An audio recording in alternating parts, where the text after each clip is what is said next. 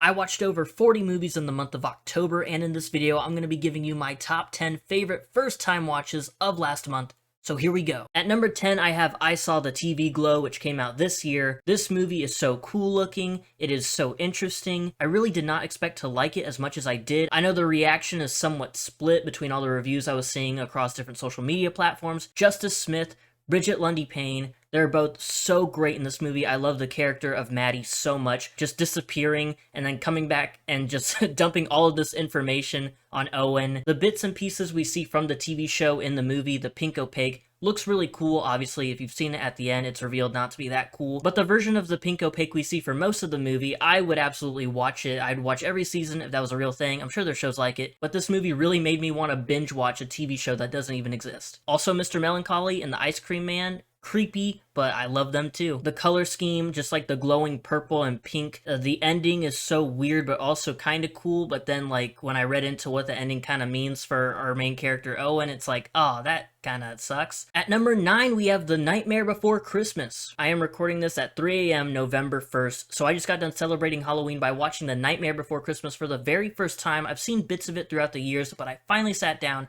watched it from beginning to end, and this is such a nice movie. Just like I Saw the TV Glow, I love the way this movie looks, but for different reasons. I love stop-motion animated movies so much. I watched Paranorman for the first time earlier, and I believe that's stop-motion as well. Consider that an honorable mention, I guess. But The Nightmare Before Christmas was just, it's very short. I didn't realize it was only like an hour and 15 minutes. All the characters are kooky and fun. Everything just has such an interesting look. There's not really anything I dislike about the movie. The This Is Halloween, like, opening song obviously is great. Most likely I'll end up watching it later this year for Christmas. At number 8, we have The Last Voyage of the Demeter. Now, this is a movie I did a movie review on, so if you want more of my opinions and just like an overall rundown of the movie, go check out that video. But The Last Voyage of the Demeter, I know it doesn't have great reviews, but I had a good time watching this. The ending is fantastic. It makes me want a sequel so bad, but I doubt we're gonna get one. The cast is good. The characters aren't the greatest, but, you know, they're nice to watch. But most of them get munched on by Dracula, who just so happens to be on a boat, and Dracula on a boat in the middle of the night. Heck yeah. I like the look of Dracula. He was plain, but also still very creature-like. And later on in the movie, when he, like, grows, I guess, to full power, he has his wings, and he's just kicking ass. The last 20 minutes of this movie are an absolute blast. That's all I'm going to say about it because I already did a full video on it. So go check that out, like I said, if you want more tea on The Last Voyage of the Demeter. At number 7, we have Trap. I just watched this earlier in the week, and it quickly became one of my absolute favorites of the year. This might be my favorite M. Night Shyamalan movie. He captured the feel of waiting in line at a concert and going to a concert. He just captured that whole environment so well. And if you've seen the trailers, you know the, I guess, subtle twist or whatever. The dad, you know, who's like, hey, taking my daughter to a concert. He's the killer in the movie, and he's looking for a way out. 75% of this movie takes place at the concert, and I was locked in that entire time. He's just looking for a way out. He is like talking to people. He's grabbing key cards, and he's putting on different accessories to make it look like he works at the venue. It's just so cool. Also, the concert itself, Lady Raven performing certain songs for different sequences when he's like looking around for more ways to escape the venue, they fit so well. I knew we were going to be hearing a lot of Salika, but I did not expect her voice to fit the vibe of this movie so well. Her performance in the movie is so great, and the songs really do like build up the atmosphere. The only negative I have for Trap is the whole mother relationship thing. I get that he needs kind of something to like nerf him because he's really freaking smart and really creative, but I just didn't care for it. It mainly goes into full effect towards the end, and it almost made me not like the movie as much, but the very last few minutes really like clutched it. So Trap, still love it. Maybe if I sit with it a little longer, I'll enjoy it more than I already do. At number 6, we have Longlegs. Here we go, another 2024 movie. I missed out on seeing it in theaters when it first released, so I'm so glad they brought it back for a limited little run where they're doing an interview with the director, Osgood Perkins, and showing a sneak peek of his next movie, The Monkey. I got to see it in theaters, and oh boy, the intro alone had my heart pumping.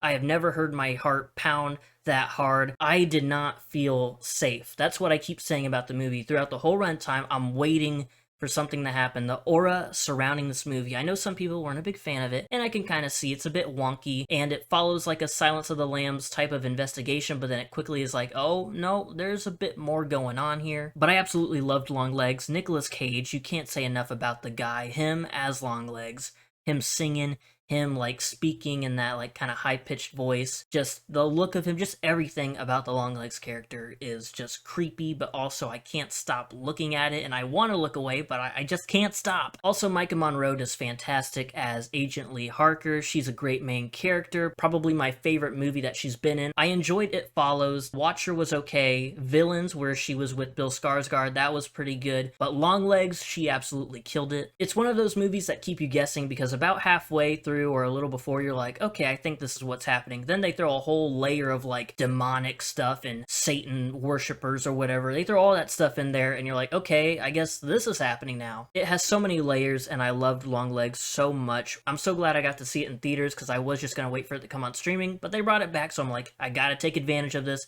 And I'm so glad I did. I get if you weren't a big fan of it, but to me this is one of the best horror movies that have come out within the last like 5 years. Now we have a really big change of pace here. Number 5, we have Encanto. I absolutely adored Encanto. The songs, the look of it, how colorful it was, the family madrigal. I loved Encanto so much. I have not stopped listening to most of the songs. I watched it earlier in the month, and I've just been on an Encanto kick, and I can't get off of it. I love it so much. Stephanie Beatriz, love her as Rosa from Brooklyn Nine-Nine, and of course seeing her in that show, then seeing her voice this super happy character in Encanto. So damn fun. I love the cast as well. John Leguizamo's in there. Diane Guerrero as well. This movie puts a giant smile on my face. From the very beginning, where we have Mirabel singing the Family Madrigal song, Mirabel's whole story arc with her not having a power, it made me feel really bad for her. Her whole family is kind of like passive aggressive or like just straight up mean to her because she doesn't have powers. Then we get more songs throughout the movie like Surface Pressure, What Else Can I Do? What Else Can I Do might be like one of my favorite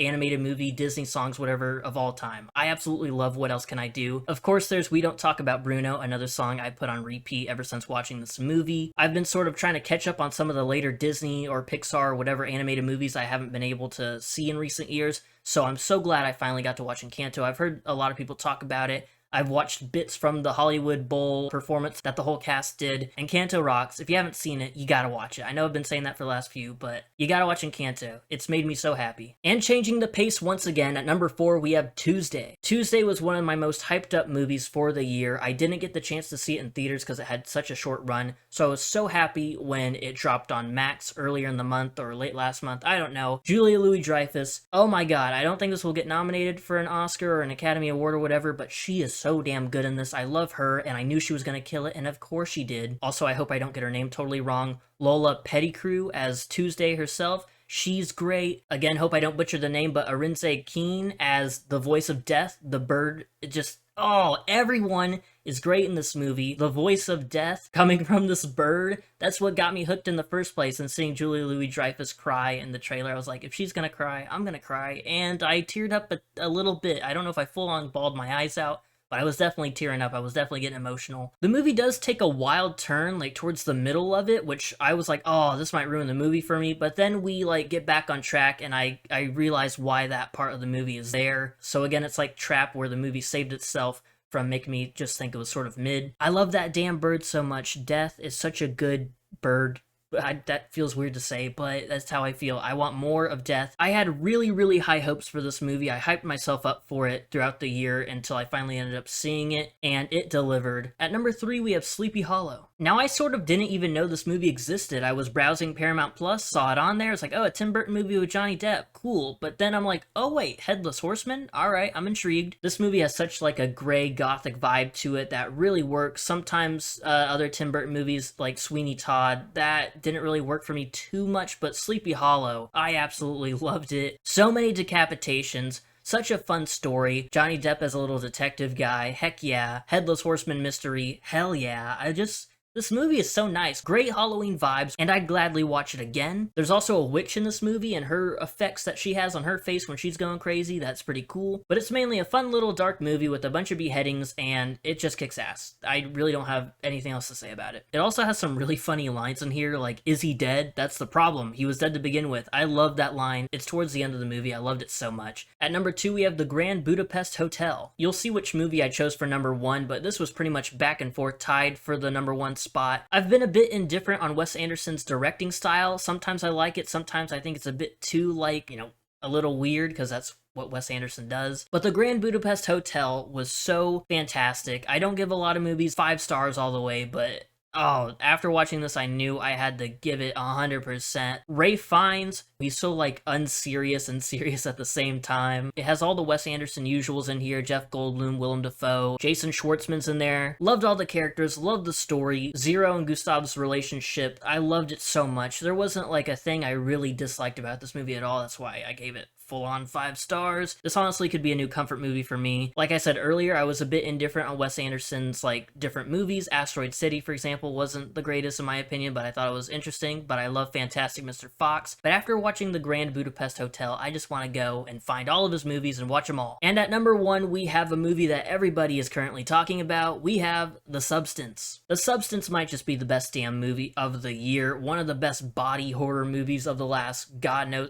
of ever. It's so good. Demi Moore, Margaret Qualley. Margaret Qualley's been having quite the year. I know a lot of people didn't love Drive Away Dolls, but I thought it was really fun. But anyways, back to The Substance. Body horror galore. I knew as soon as I heard the premise, oh, this aging actress is like, well, what if I take a substance and it gives me like a younger self, but we're two different things and you have to respect the balance. I knew something, you know from the very beginning, oh, things are gonna get misused, crazy things are gonna happen, and crazy things happen. I had somewhat high expectations for this movie because of all the buzz around it, and it did not disappoint. Honestly, I would say The Substance has something for everybody, not just for hardcore horror fans, but just for people that love really high quality movies. It's interesting, it's insane, it's a wonderful time. And even without all the gore and body horror, it still has a fine story. Like, if they toned all of the extreme stuff down, it still would have been a fine movie, but the fact that you have a good movie and pile all that crazy stuff on top, hell yeah, one of the best movies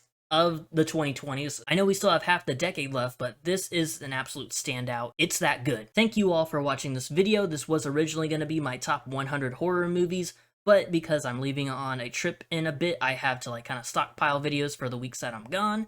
So I'll be back, and later in the month you'll get your top 100 horror movies. I hope you go and check out all these movies if you haven't seen some of them. Got quite the mixture on here. We got extreme body horror, we have very artistic movies, and we have Encanto, which is just full of fun songs and happiness. But yeah, that's gonna do it for me. I'll see you in the next video.